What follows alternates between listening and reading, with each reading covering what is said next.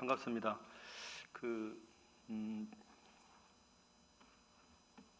이 같은 전민동에서 이렇게 뵈니까 또 새롭기도 하고 참 좋습니다. 지나가다 보면 또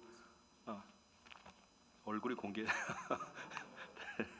지나가다 보면 저 샘물계 목사님이구나 또 알게 되겠죠.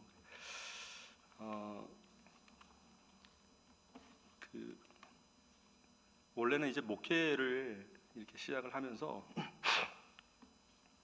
오늘 말씀은 상당히 중요한 말씀이죠. 사실은 우리가 이게 정통이냐 또는 이단이냐 이런 것들에 대해서 한때는 이제 많이 외면을 했었습니다. 이단은 뭐 좀 특이한 사람들이야 이렇게 했었는데 이제는 낯설지 않게 주변에 너무 흔하게 보이는 게 이단이가 됐습니다. 그래서 심지어는 한 교회 분들 가운데 보면은 부모님은 이제 교인 분이신데 자녀들이 어느 날 이단에 빠져 있다던가 아니면 또 이제는 바뀌었어요. 또 자녀들은 또 열심히 교회를 다니시는데 어른들은 또 어찌 하다 보니까 또 이단에 연루가 되다 보니까 교회 입장에서는 외면을 할 수가 없는 입장이 돼버렸죠. 그러면 2015년도 당시에 국가에서 인구주택 총조사를 진행할 때만 하더라도 기독교 인구를 한 900만 명 정도 잡았었습니다. 그러니까 전체 인구 가운데 그래도 한 4분의 1 정도는 이렇게 기독교인이라고 밝히긴 밝혔는데 근데 그 과정에서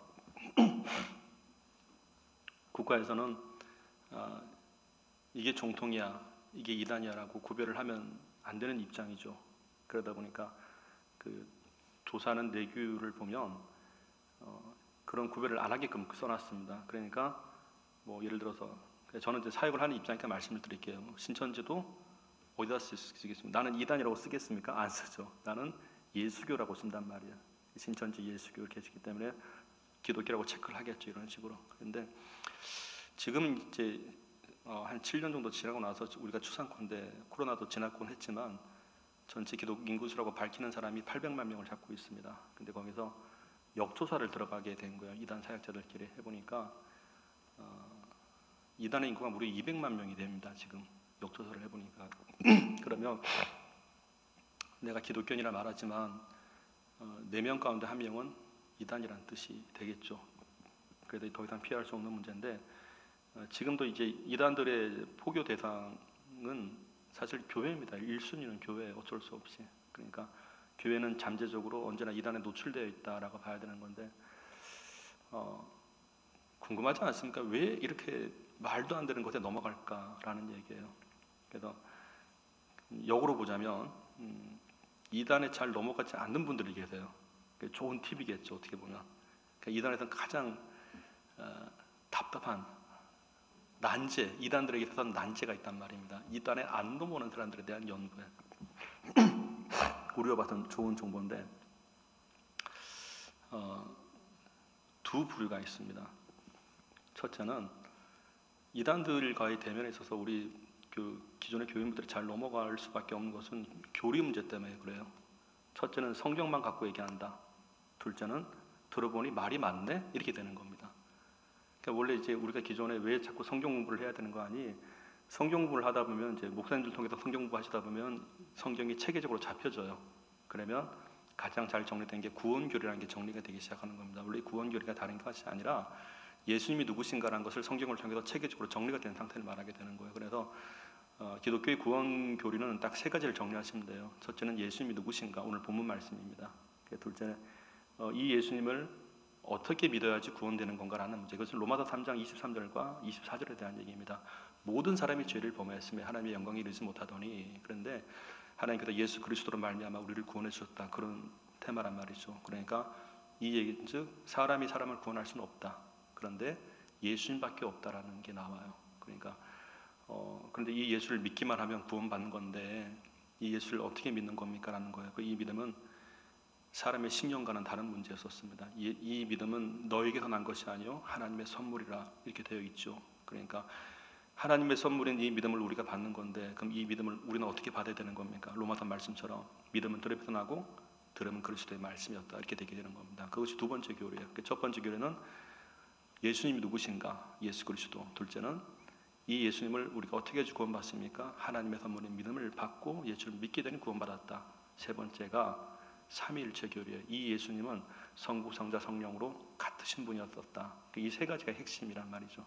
그러니까 이거는 이렇게만 정리가 돼도 구원 교리가 정리되어 있으면 이단의 교리들은 뭔가 허점이 보여요. 그러니까 어디서 걸리는 거 아니? 오직 예수가 안 되는 겁니다. 그럼 한번 여러분 물어보십시오. 한번. 아니, 물어보면 안 되지 또. 물어보지 마세요. 혹시라도 그런 경우가 있습니다. 이제 신천지한테 당신들 예수 믿습니까? 믿는다 그래요. 아, 여기서부터 헷갈리는 거예요. 아, 나도 믿고 그래들도 믿고. 근데 그거는 예수님이 한 시대의 구원자로 믿는다는 뜻이에요.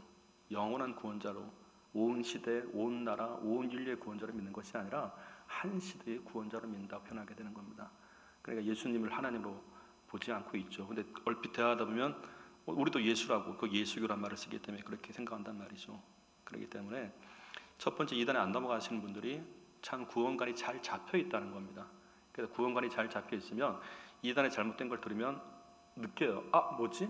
여기도 틀리네? 이렇게 되는 겁니다. 그래서 구원관이 잘 잡혀 있으면 넘어가지 않는다. 첫째.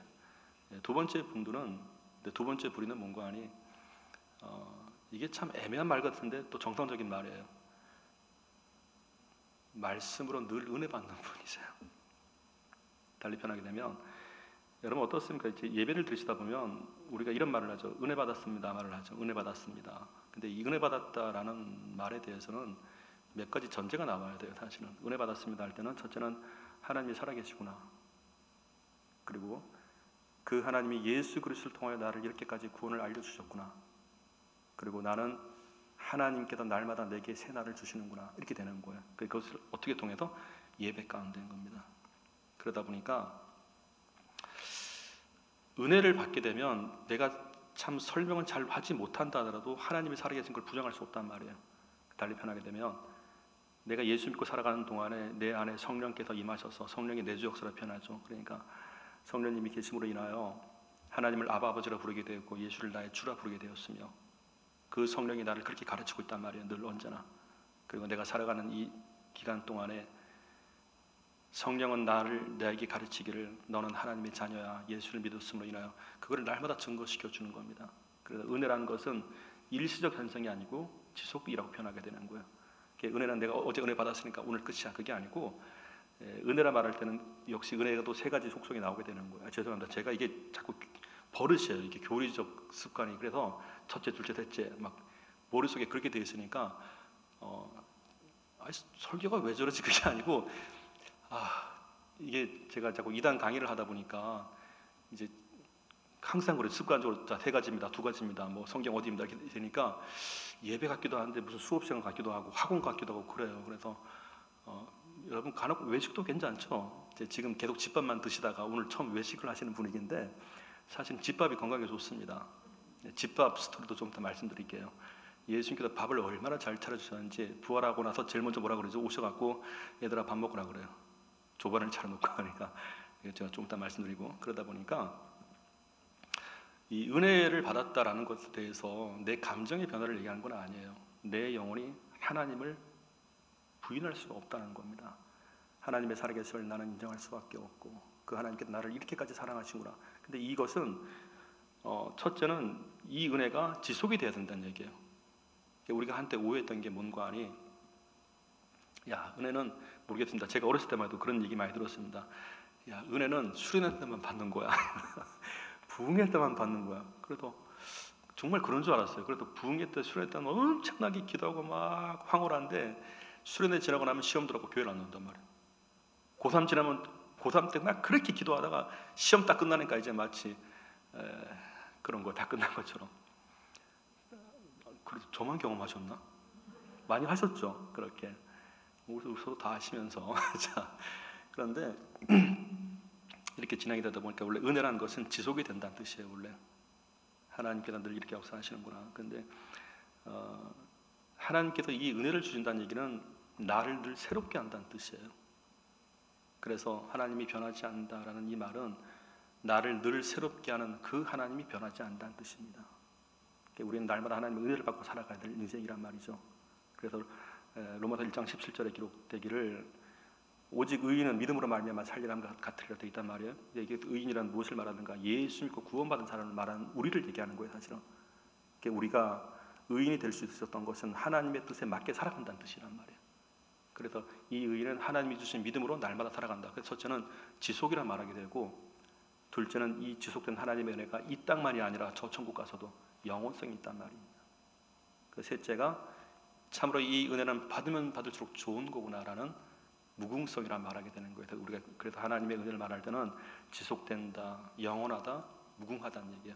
하나님을 만나면 만날수록 참 좋은 것이구나를 알게 되는 것입니다. 그래서 이렇게 우리가 은혜를 이렇게 받아보니 우리 가운데 성령의 내주 역사가 있게 되면, 자 보세요. 만약에 이단에 빠진 사람이 은혜 받은 사람한테 막 뭘 얘기하는데, 첫째는 이제 조금 전에 말씀드린 대로 구원교리가 정리된 사람들은 그 논리에 넘어가지 않게 되고, 둘째는 이렇게 되는 겁니다. 분명히 말은 맞는데 한번 따라해 보실까요?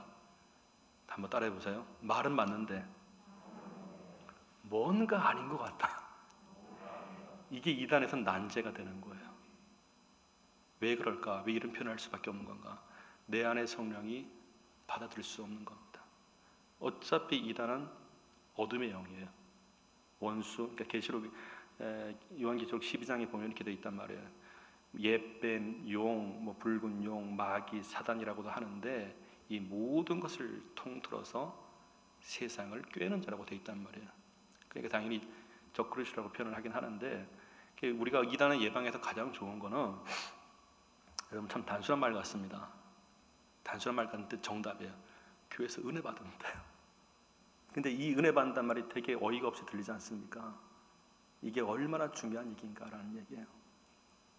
내 안에 하나님의 성령이 있고 없고에 따라서 우리가 어둠의 영을 분별할 수 있지, 그것 외에 내가 다른 것으로 어떻게 어둠의 영을 분별할 수 있냔 말이에요. 우리는 사람의 힘으로 이단을 이기는 게 아닙니다.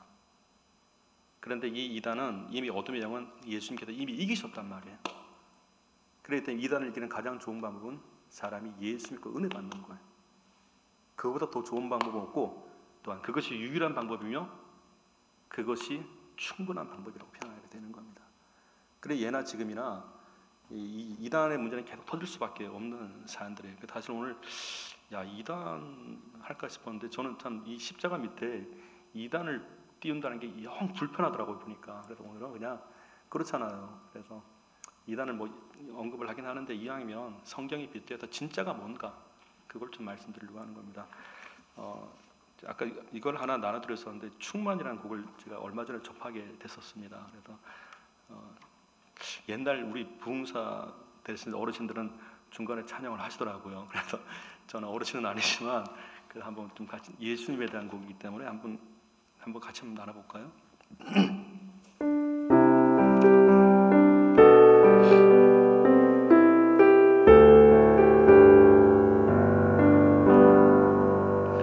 무명이여도 공허하지 않는 것은 예수 안에 난 만족함이라.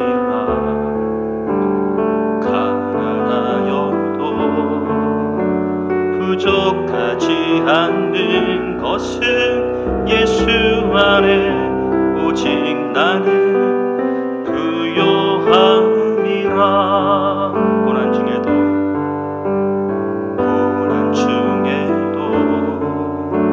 견뎌낼 수 있는 것은 주의 계획 믿기 때문이라. 실패하여도 일어설 수 있는 것은 예수 안에 오직 나는 승리함이라. 난 예수로 충만하네. 난 예수로 충만하네. 난 예수로 충만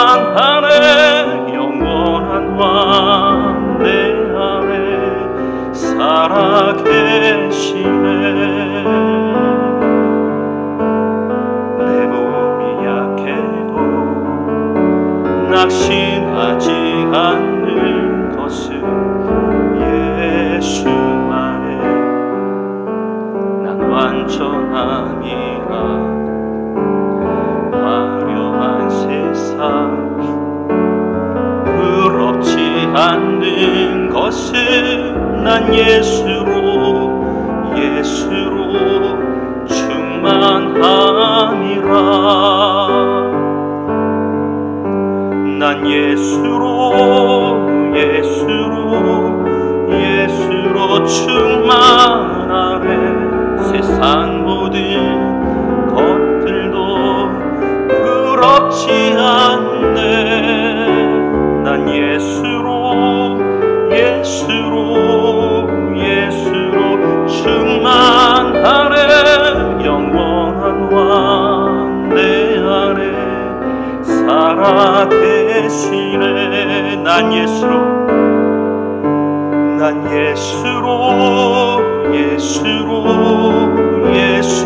충만하네. 세상 모든 풍파도 두렵지 않네. 난 예수로 충만하네. 영원한 왕 내 안에 살아계시네. 영원한 왕 내 안에 살아계시네.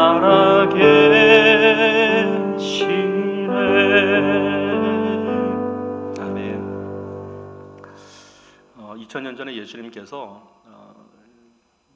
가이사랴 빌립보 지방에 가셨다는 기록이 오늘 마태복음의 16장에 나와 있습니다.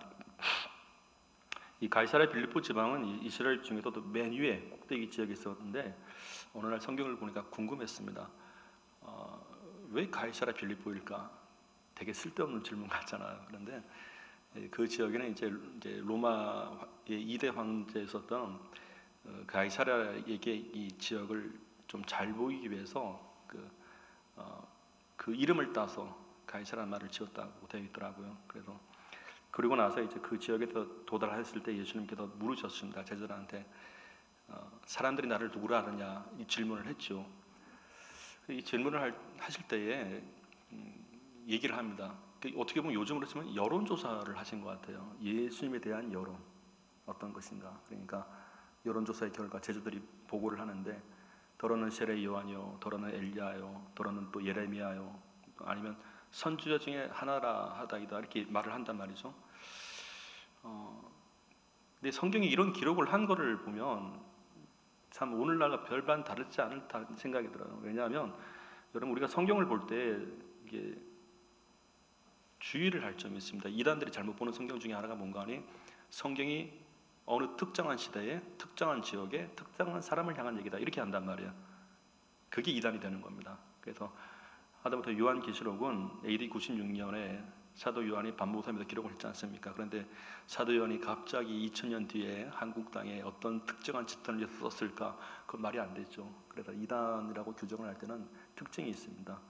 하나님의 말씀이 특정한 지역에 특정한 단체에 특정한 사람을 했던 얘기라 그게 이단이 되는 겁니다. 그걸 달리 보자면 하나님의 말씀은 어느 시대, 온 시대에 시대를 초월한다. 둘째, 온 땅에 어디 있든지 간에. 그리고 세 번째, 어느 누구든지 이렇게 되는 거예요.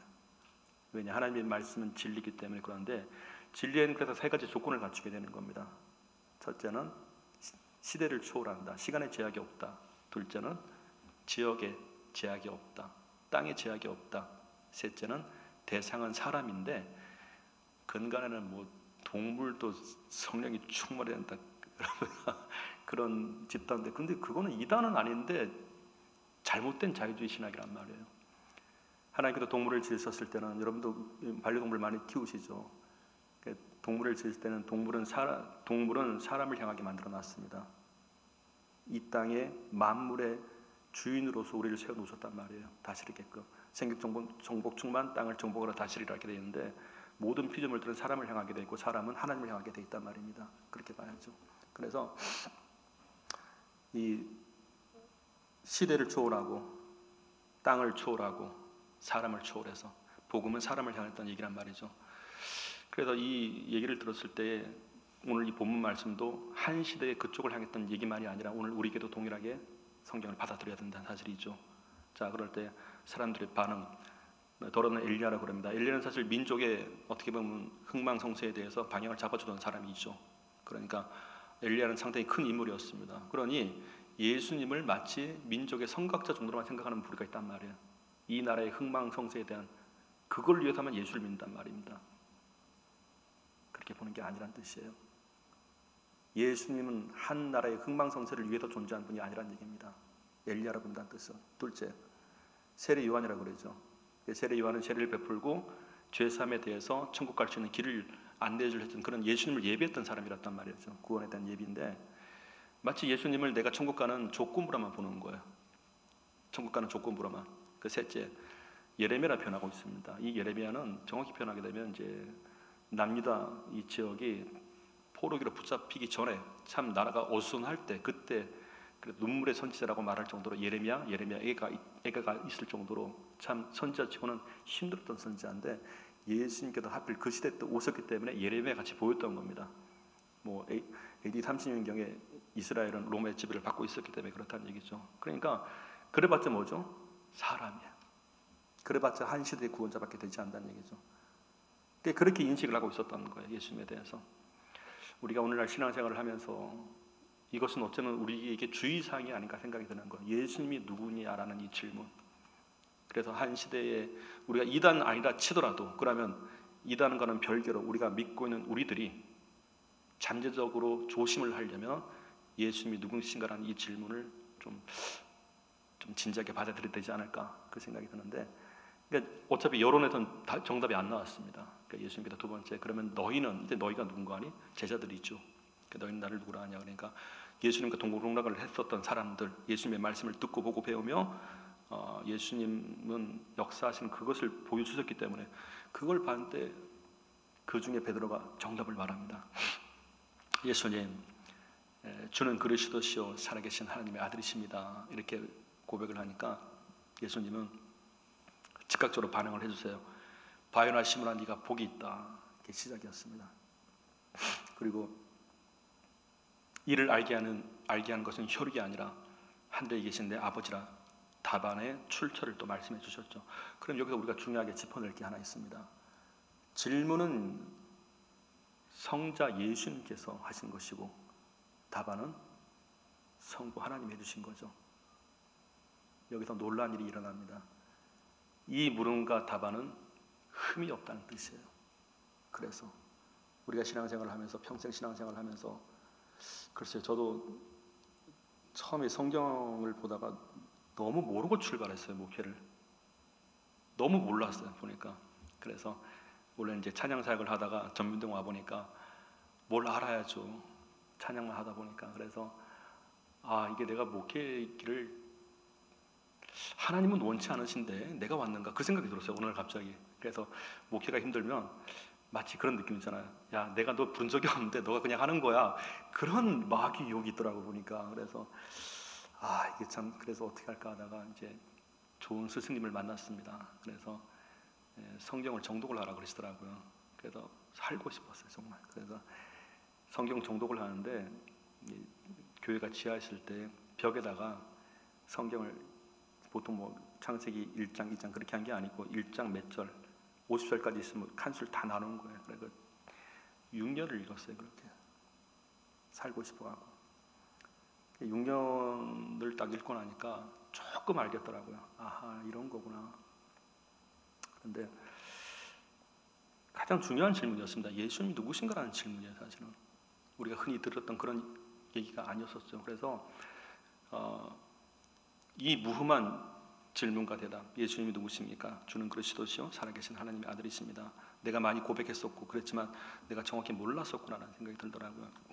그래서 바요나 시므나 네가 복이 있다라고 이제 출발이 됐는데, 여러분 여기 바 요나라는 얘기는 바는 누구누구의 아들이라는 뜻이란 말이에요. 그 요나는 우리가 흔히 말하는 요나를 말하는 게 아니에요. 이거는 저는 이제 성경의 번역에 대한 것을 좀 비춰보면 예수님은 베드로에게 3번 정도 이 사건을 말씀하십니다. 첫째는 베드로를 처음 만나셨을 때, 네가 요한의 아들 시몬이 장차 개발하라. 그때 그 요한은 세례 요한을 가리켰던 거예요. 세례 요한의 가르침을 듣고 예수님을 믿었던 사람이었었죠. 간접적으로. 둘째가 오늘 이 장면이고, 셋째가 요한복음 마지막 장에 요한 아들 시몬아 네가 다른 사람보다 나를 더 사랑하냐, 이렇게 3번 정도 불러주신다고요. 그러니까 귀한 신앙 고백에 예수님께서 붙여줬던 그런 표현이었었는데, 복이 있대요. 그럼 우리가 알게 되는 거, 아하, 예수님을 바로 고백할 때 이것은 복된 신앙이구나를 알게 되는 거예요. 드디어 그겁니다. 여러분 성경에 보면 예수님께서 참 복이 있구나라고 말씀하신 게 몇 번 등장해요. 물론 이제 마태복음에 팔복얘기도 있긴 한데, 직접적으로 딱 하시는 말씀, 예수님에 대한 바른 신앙 고백은 예수님께서 복되다 말씀하시는구나. 여러분 신앙생활하면서 그런 소리 듣고 싶지 않습니까? 하느님으로부터 야 너는 참 복된 신앙이야, 너는 복되다라는 이 말. 우리가 신앙생활을 계속해 나가는데 왜 그럴 때 있잖아요. 내가 신앙생활을 잘하는 건가? 어제 일이 오늘 같고 오늘 마치 내일 같을 것이면 그것이 아니라, 내가 바른 신앙 고백할 때 하나님께서 참으로 기뻐하셔서 너는 복이 있다라고 말할 때 우리는 또 새로워질 수가 있다는 사실입니다. 신앙이란 어찌 보면 우리가 새로움을 맞이하지 못할 때는 참으로 신앙생활은 괴로울 수밖에 없습니다. 언젠가 어떤 분이 그러시더라고요. 예수를 믿는 것은 참 쉽지만 지키고 하는 건 어렵다는 말씀을 제가 들은 적이 있었습니다. 그래서 저는 좀 생각이 달라요. 예수를 믿는 건 처음 믿을 땐 결코 쉬운 게 아니에요. 근데 막상 믿음을 가져보니 이 믿음의 선물을 날마다 하나님께서 주실 때는 참으로 이 신앙생활은 어려운 게 아니에요. 믿음을 얻기까지가 어려웠지. 근데 또 다음 단계는 믿음으로 살아가다 보니 내 힘 갖고 살면 안 되잖아요. 그래서 어렵다고 말하는 겁니다. 우리가 예수 믿고 살아가는 이 신앙생활은 하나님이 주신 믿음 없이 살아가는 건 너무나 힘든 삶이에요. 그러다 이 믿음을 얻었을 때는 때로 힘들어도 견딜 수 있었던 것은 하나님께서 힘을 주시기 때문에 그렇습니다. 그래서 이 신앙생활은 참으로 해볼 만한 것이고 감사한 것이 없고 내 힘으로 하는 것이 아니구나를 알게 된다는 사실이죠. 그러니까 예수님께서 그 고백을 들으시고 너는 복이 있다라고 말씀하셨습니다. 여러분 우리 신앙생활 할 때 어떤가요? 내가 신앙생활을 참 하는데 하나님께서 기뻐하셔갖고 야 너는 참 복이 있구나 할 때 어쩌면 우리가 그렇게 힘들었던 것 다 사라지지 않겠습니까? 하나님의 그 위로와 칭찬이 우리의 모든 고생했던 것들을 다 잊혀주게 하신다는 사실이에요. 이처럼 베드로의 그 고백을 들으시고 네가 복이 있다라고 말씀하시고, 그리고 그 대답의 출처를 알려주셨고, 그리고 이렇게 얘기하죠. 내가 너에게 천국 열쇠를 줄 것인데 네가 땅에서 매면 하늘에서 매일 것이요 땅에서 풀면 하늘에서 풀리리라. 물론 여기에 대해서 여러 가지 해석이 있어요 사실은. 그런데 저는 그 성경을 그렇게 봤습니다. 네가 땅에서 매다라고 얘기할 때는 하나님 이것은 분명히 안 좋은 겁니다를 내가 알아차렸단 말이야. 그러면 하나님께서 오케이 너 말이 맞다라고 화답을 해주시는 것이고, 그리고 하나님 이 사람은 죄에 묶여있으면 안 될 사람입니다. 물론 다 그래야 되죠. 그런데 하나님 제발 이 사람을 좀 구원해 주시고 풀어주십시오, 살려주십시오 라고 말할 때 하나님께서 오케이 내가 동일하게 응답하겠다. 그런 기도의 응답이에요. 우리 주변에 그런 게 있잖아요. 기도할 때 참 하나님께서 그 사람의 기도를 잘 들으신 경우가 있습니다. 참으로. 근데 놀랍게도 그 사람의 특징이 뭔가 하니 예수님에 대한 신앙 고백이 바로 잡힌 사람들이에요. 그는 그의 뜻을 말하는 것이 아니고 하나님의 뜻을 행하기를 늘 원했던 것이죠. 자, 그리고 이렇게 그 고백에 예수님께서는 교회를 세워준다고 하였습니다. 내가 내 교회를 세울 것인데 음부의 권세가 이기지 못할 것이다. 그게 뭘까? 여기서 말하는 이 음부의 권세는 지옥으로 갈 수밖에 없는 일반적인 멸망에 대한 것을 말하는 건데, 여러분 사람이 멸망의 길로 가는 것은 딱 하나예요. 예수 믿지 않는 거예요. 그냥 뭐 이 사람이 뭐 착하게 산다, 좋은 일을 많이 한다. 옛날에 여러분 그 복음성가 많이 하셨죠. 돈으로도 못 가요. 뭐 하나님 나라. 그 웬만하면 다 불러오지 않았습니까? 뭐 근데 그 가사에 보니까 옛날 노래 같더라고요. 벼슬로도 못 가요 그러더라고. 벼슬. 그러니까 우리가 벼슬이라는 말 지금은 안 쓴단 말이에요. 와 벼슬이라는 단어를 쓸 정도면 대강 그 나이대가 유추가 되죠. 어느 정도인지. 관심이 없으신가? 잠깐만. 하여튼 그래요. 아니 게 저는 그래 이게 자꾸 분석하는 습관이 생겨갖고 왜 벼슬이지? 그러니까 이때는 언제야? 그렇게 습관이 돼버렸어 이상하게. 근데 알고 나니까 조금 정리가 되더라고요. 은배공태가 이기지 못한다는 얘기는 예수 믿는 믿음 외에 다른 것으로 너를 공격하게 되는 것을 막아줄 거란 뜻이에요. 우리가 신앙생활할 때 자꾸 넘어가는 이유가 믿음 외에 혹시 다른 것도 되지 않는가라는 유혹이란 말이에요. 어느 날 제가 약간 보수적인 스타일이 있긴 있습니다. 인터넷에 어느 분이 글을 올려놨습니다. 갈등이 생긴 거예요. 뭔가 아니 주일날 여러분 그 수협에 나오신 거 보니까 뭐 주일은 당일에 지킬 분들 같아요 보니까 그죠? 아니 수협에 나올 정도면 뭐 주일은 당일에 지킬 분 같아요. 그런데 그 화두가 된 게 뭔가 아니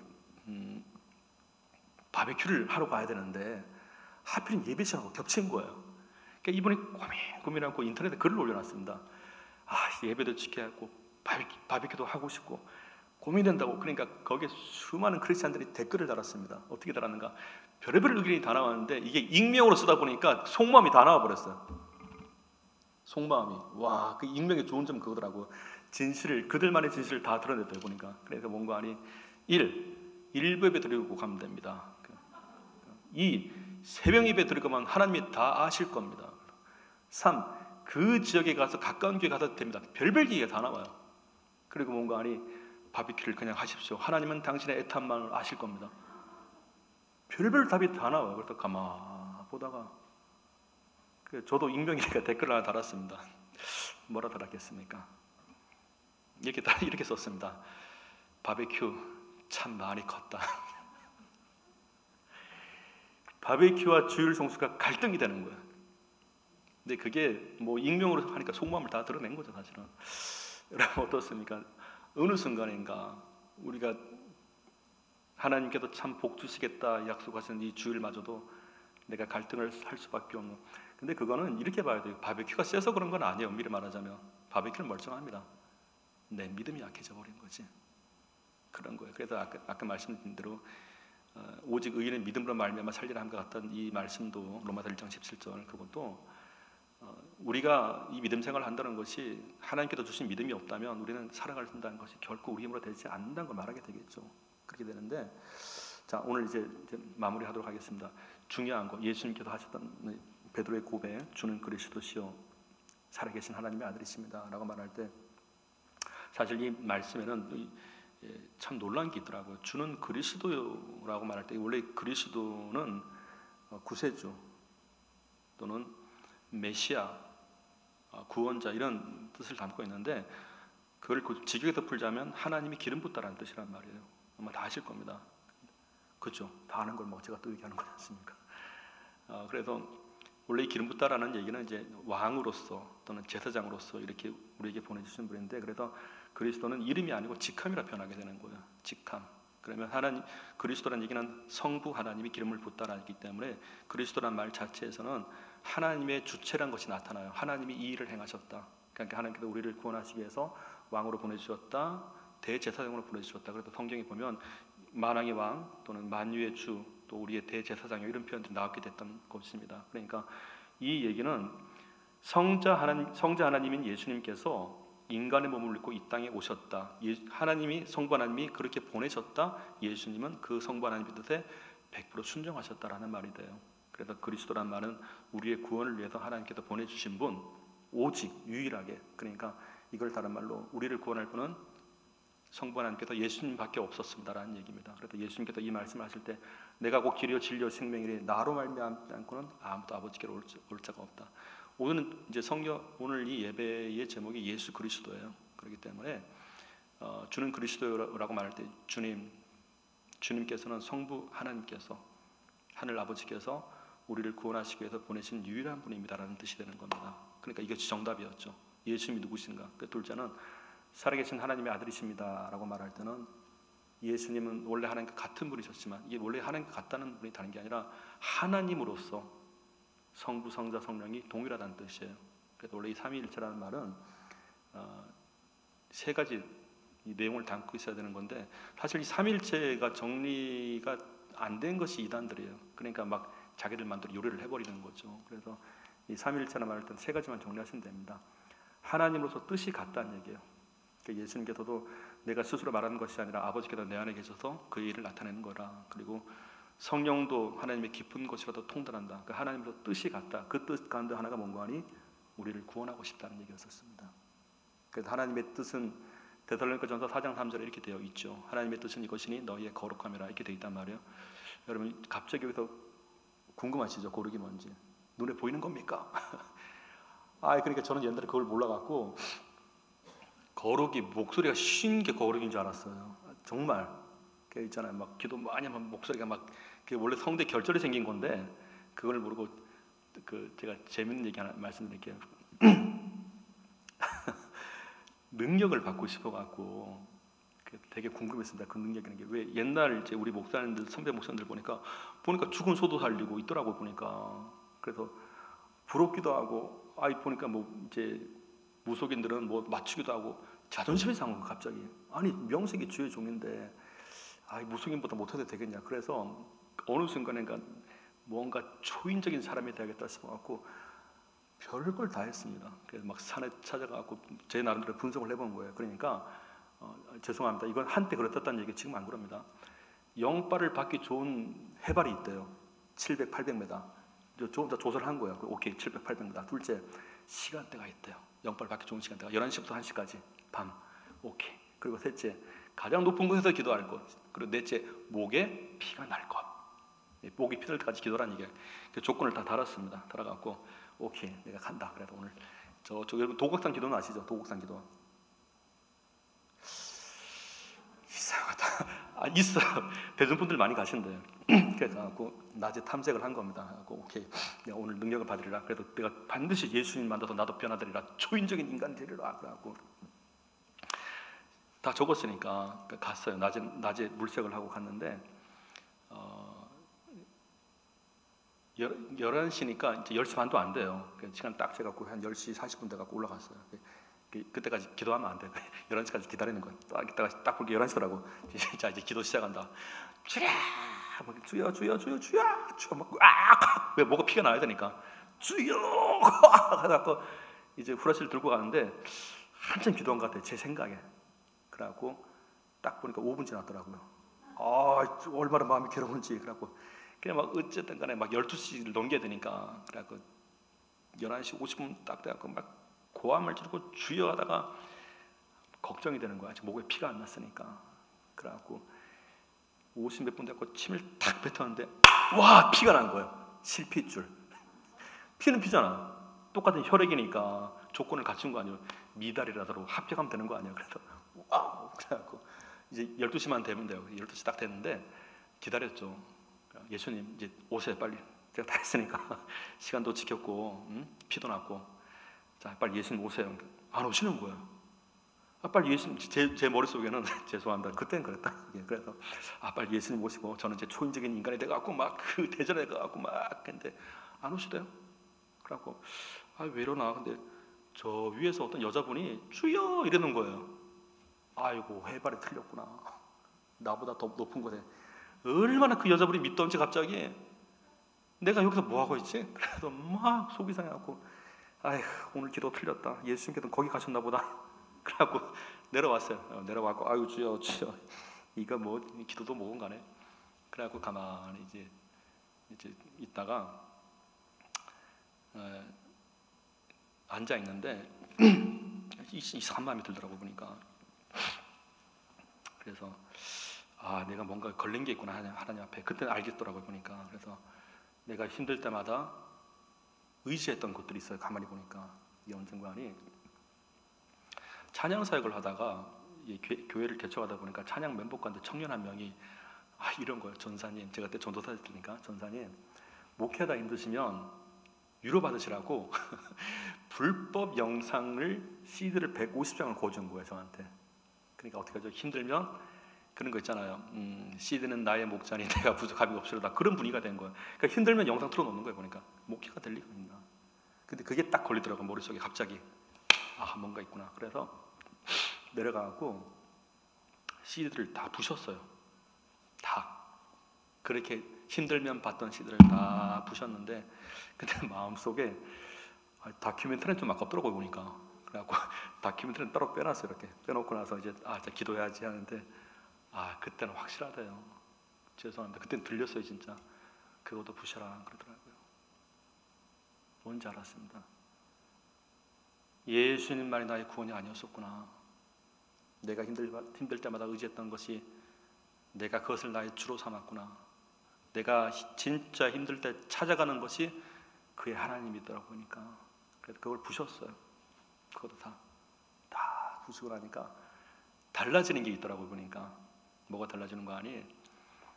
말씀을 읽고 싶더라고요. 성경을 보고 싶다.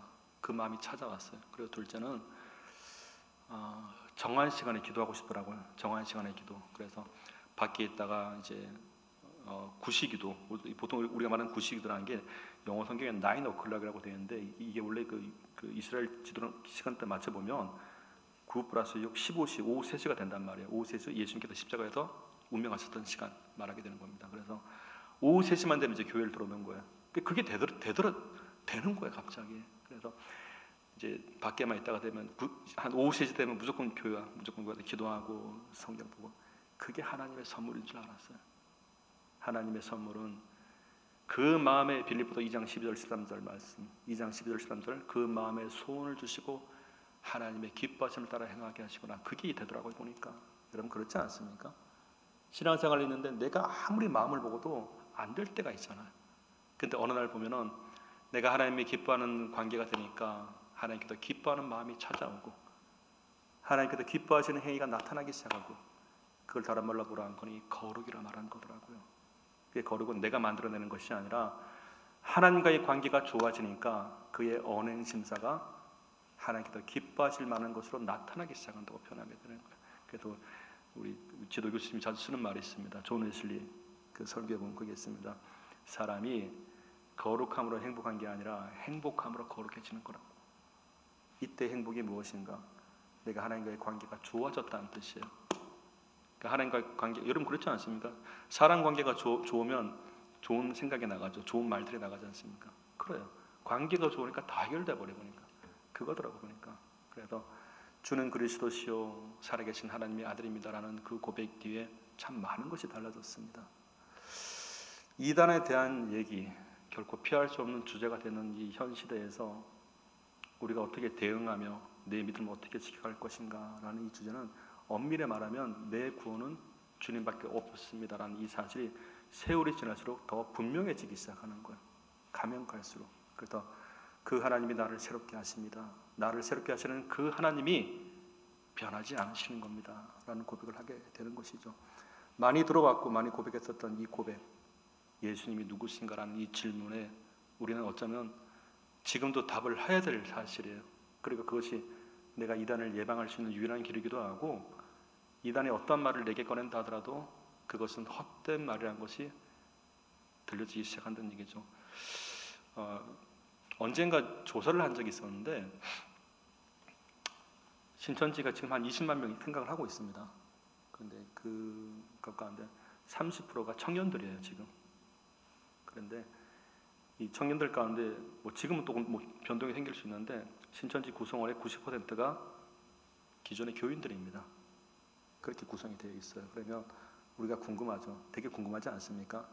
어떻게 보면 아니 어떻게 교주를 하나님으로 믿어? 거기 이제 교주를 보혜사라 말한단 말이에요. 보혜사 땡땡땡, 보혜사 이 땡땡 이렇게 얘기하는데 물론 지금도 조금 바뀌긴 바뀌었어요 사실은. 그런데 이렇게 보셔야 돼요. 되게 어리석게 보이잖아요. 사람을 하나님이라 그러니까 여러분. 근데 그렇게 볼 문제가 아니고요. 달리 보자면은 도대체 어떤 교리를 만들어놨길래 사람을 하나님으로 믿게 만들었지? 그렇게 봐야 된단 말입니다. 그래서 제가 오늘 마무리를 하겠습니다. 이단에 빠진 분들이 우리 주변에 있고 가족분들 가운데 있을 수도 있어요. 그리고 철저히 비밀로 하는 경우도 있고 이제는 오픈하는 경우도 있는데 주의사항이 하나 있습니다. 만약에 그걸 내가 발견했단 말이야. 이단이라는 것을. 그러면 성격이 급하신 분들은 별별 얘기가 다 나와요. 너 바보냐? 뭐 그런 험한 말이 나온단 말이에요. 바보가 아니고 이단들이 가장 좋아하는 사람이 있습니다. 착한 사람 되게 좋아해요. 그리고 약속 잘 지킨 사람 좋아합니다. 그러니까 이단들도 싫어하는 사람이 있어요. 약속 어기고 자기 생활 게으르게 하는 사람 별로 안 좋고, 그러니까 혹시 이단의 표적이 된 것은 야 내가 그만큼 잘 살 거구나 이렇게 보시면 돼요. 그러니까 이단들도 이게 자기들 나름대로 등급을 매겨놓는단 말이에요. 그 좋은 그들이 말하는 좋은 등급을 포섭하는 거예요. 그러니까 이제 그렇게 했을 때 어찌됐든 간에 당사자가 결정을 한 거잖아요. 당사자가 선택을 한 거고, 그러면 내가 좀 어리석은 선택을 했다 하더라도 그 선택은 존중해 주셔야 돼요. 몰라서 한 선택이라 하더라도 그것을 폄하시키지 말라는 얘기. 그게 돌이킬 방법 가운데 하나예요, 사실은.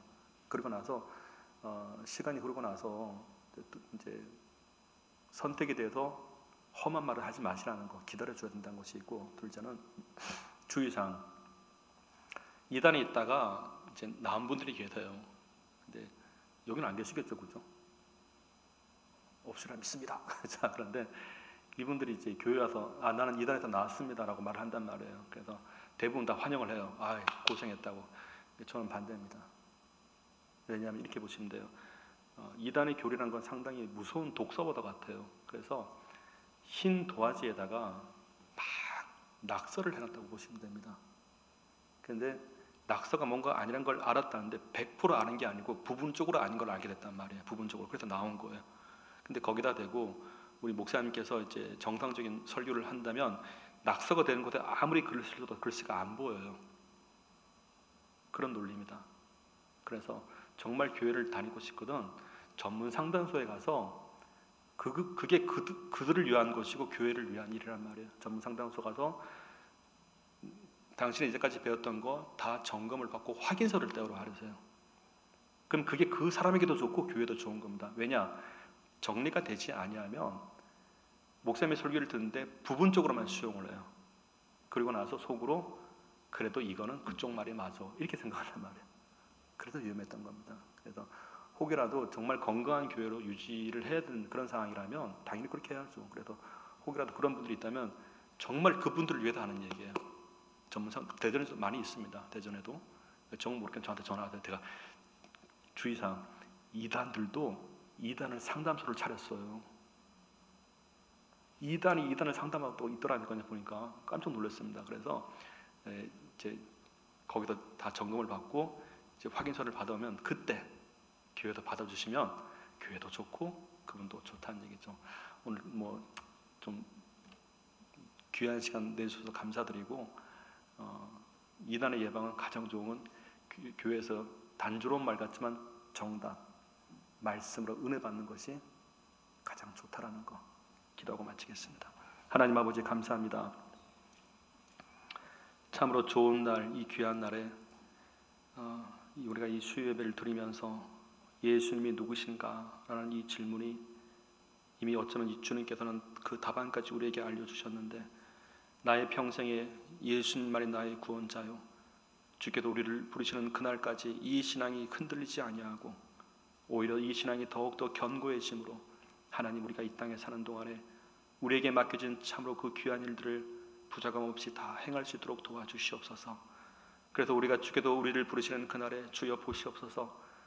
내가 주를 위해 이렇게 남겼나이다 고백하며 주의 칭찬과 유로를 기다리는 참으로 귀한 신앙으로 우리를 인도해 주시옵소서.